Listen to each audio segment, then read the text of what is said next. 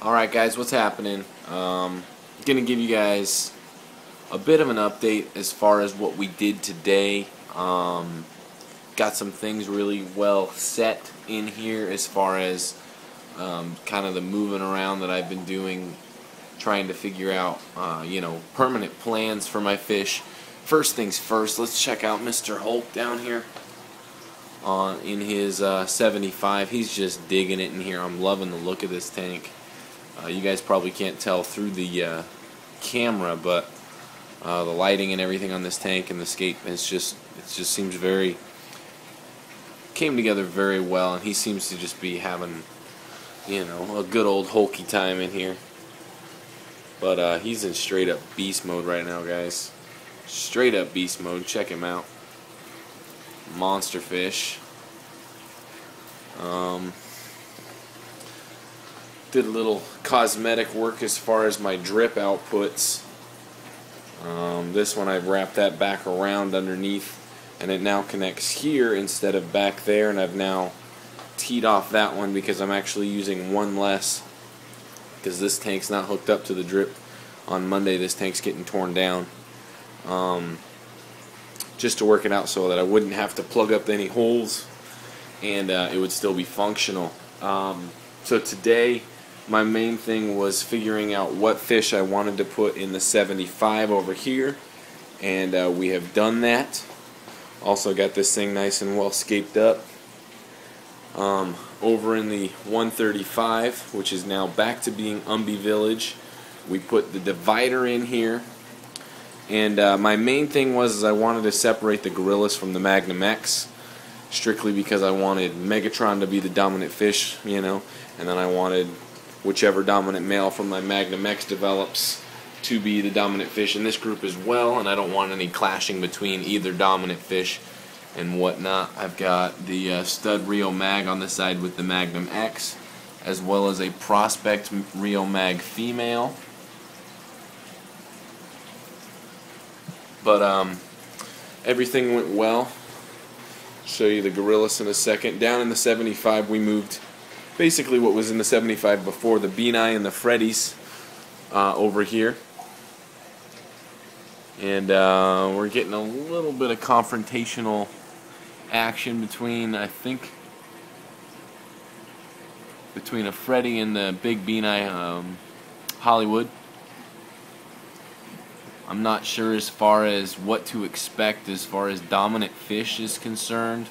I don't know if I can expect Hollywood to become the dominant fish or the Freddy. I'm not sure if I'm going to be able to see who's the dominant fish until there's nicks and scrapes. All else fails, I do have a divider that fits this tank that I may throw in here anyways, just to divide the Beanie from the Freds. Basically, I think my thinking permanently is if I can get a pair of Beanie, if the two that I have left are a male and a female and I can get them breeding, then this tank's going to go Beanie. I have a kind of an inkling feeling though that I may have two females, Hollywood and the other one, which is over here. But I really have no idea. I should have checked out their vents when I moved them, and I still may do that. I really do want them to settle in because they've been getting moved a little bit too much for a bloat-prone species that is usually associated with stress. But there's our big boy Hollywood. He's easily 4 inches now. Definitely a chunk of a fish, growing very well. You can see he's very aggressive, or she, I don't really know. Here's our second one. And like I said, I do believe the plans are going to be is if I can get a pair of Beanie, we'll keep Beanie, and if I cannot get a pair of Beanie, I think we'll go pair of Freddies. It's going to be tough for me to choose anything except La Ciba Freddies because they hold a special place in my heart as far as fish that I keep. They're high on my list of all-time favorites, if not tops on that list, and that's saying a lot because I do love my fish.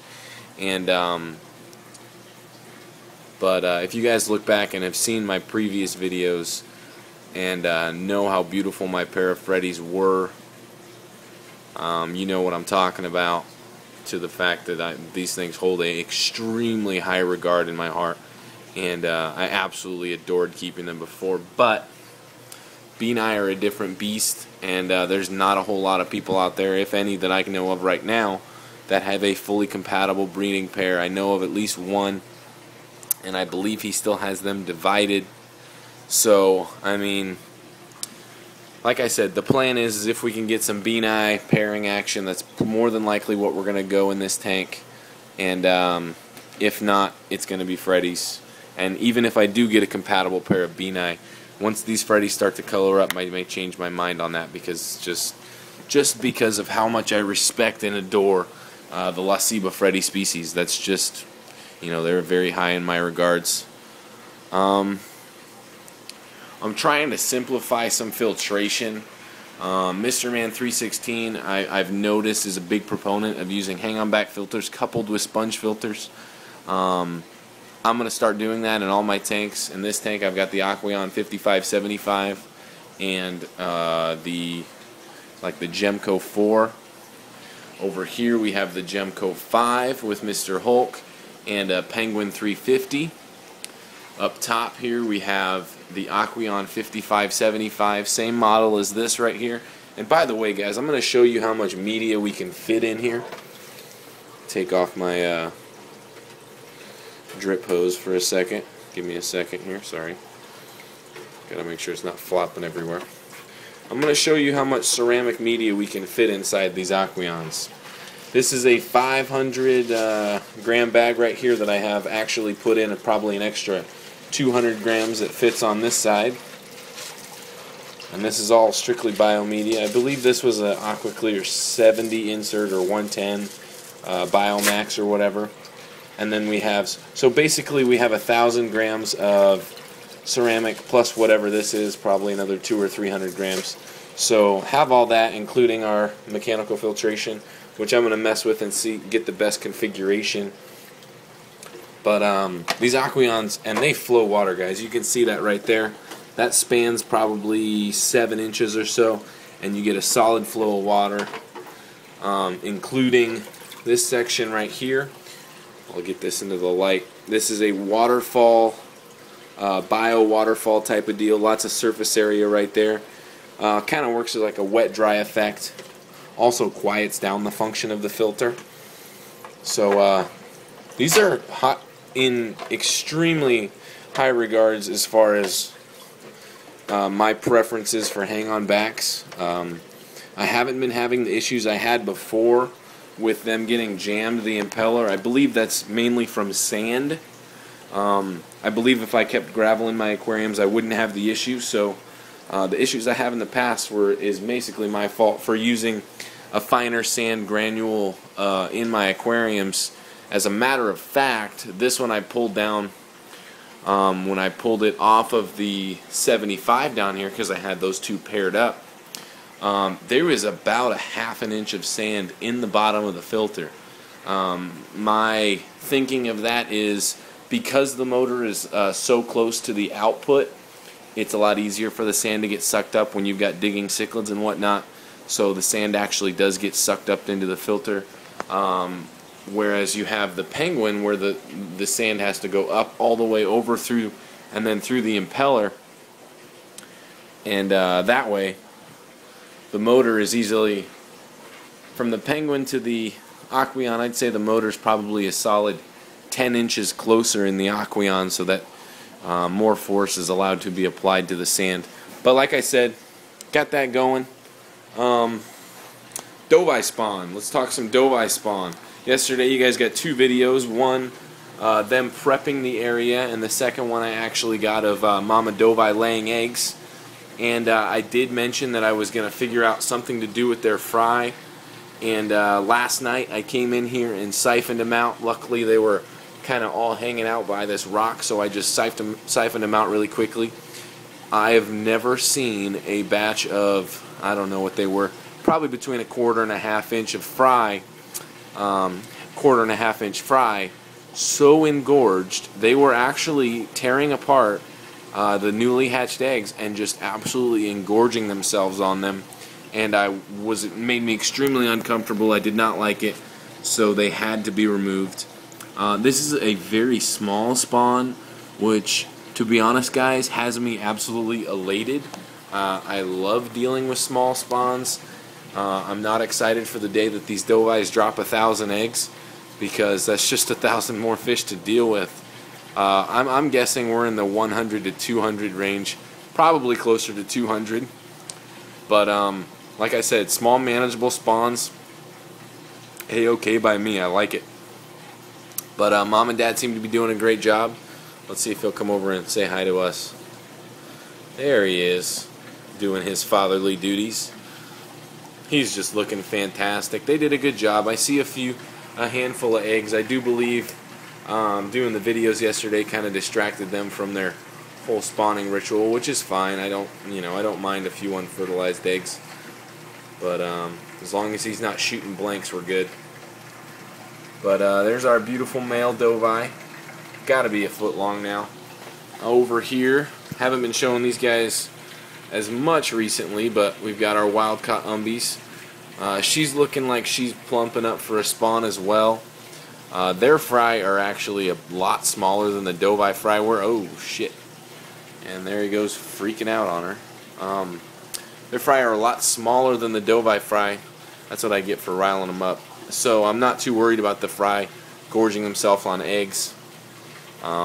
But we'll see where it goes. I've never had this pair spawn with fry in the tank, so there's always a first for everything.